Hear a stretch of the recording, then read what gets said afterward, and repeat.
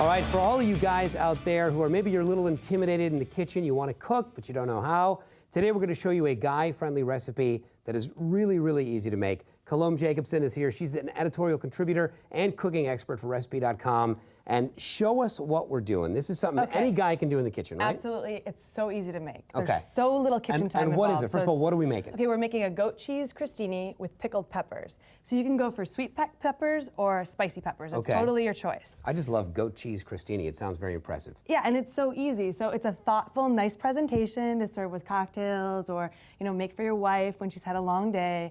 Here, this honey. will make her Here, happy. honey. Yes. Look what I made for you. I got a little crostini for you. Okay, so step one. So first I'm going to show you how to cut the bread. Okay, good. You want to cut it on a diagonal, about a 1/3 inch pieces. Nice. And this way you have more surface area for the goat cheese, right? Okay, this is just a baguette or something, Italian a bread or simple a baguette? Okay, and the baguette. great thing about this recipe is that you can use a day-old baguette because you're going to toast it. You're going to toast it so anyway. you won't taste the difference in the texture. So if it's a little stale, big deal. It's going in the oven. It's a great way to use a day-old baguette. You know, sometimes you have it laying around, you don't know what to do with it. This is a great option. I usually just drive a nail with it because it gets really...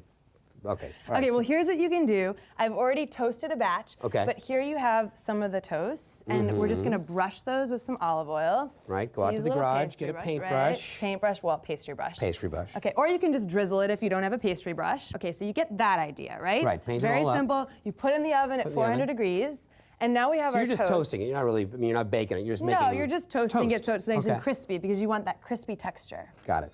And you know, most French cheeses stand on their own, right? But with the creamy goat cheese that you can just spread, it works really nicely with other flavors. Because it's a mild flavor. And if I'm not into goat cheese, is there anything else I could substitute? You could substitute ricotta. So sometimes those are my the people, the Italians. There you go. There It's a we go. milder flavor. But I do like right? goat cheese, so no harm. Let's keep... Okay, so here we go. So we're going to put a few toasts, and will you help me do this? I will, yes. All right, we want to show you just how If simple I can this do is. it, gentlemen, you can do it. Trust me. All right, so take your knife. Okay. And what you're going to do is you're just going to take a little goat cheese. All right, so this is just like, it's This is just like cream cheese, it just spreads. This is spreadable goat cheese, just like cream cheese, right? So you just spread it there. And the other thing is that if you're using like the goat cheese that comes in a log form, you just want to make sure you bring it to room temperature, and that gets really spreadable Much easier as to well. spread, Exactly. Sure. How thick am I putting this on here? You just want a nice top layer to go underneath your pickled peppers. So is this now, in terms peppers. of kitchen etiquette, is this inappropriate?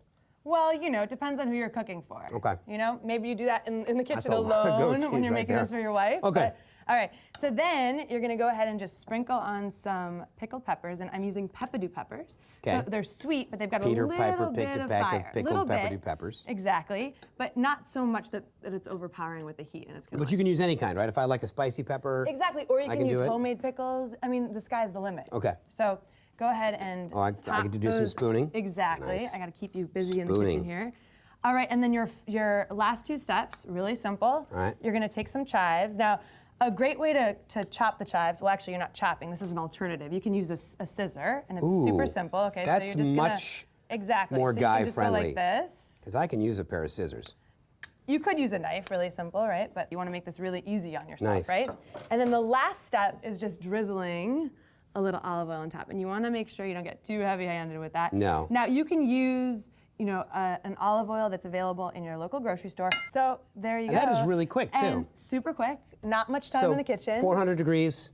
In the oven. Toast them get up nice after and you crispy. paint them, and then just slather the cheese on, spoon on the peppers, and you're done. That's all there is to it. This is like, if I just tried to make a piece of toast and stick a piece of Velveeta on it, it would not look this nice, but this is good. Here we go.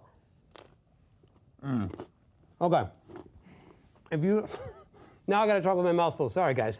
If you want to make this dish or plenty of other recipes, go visit Recipe.com. There you can check out more than 20,000 recipes and pick up a copy of the magazine in stores now.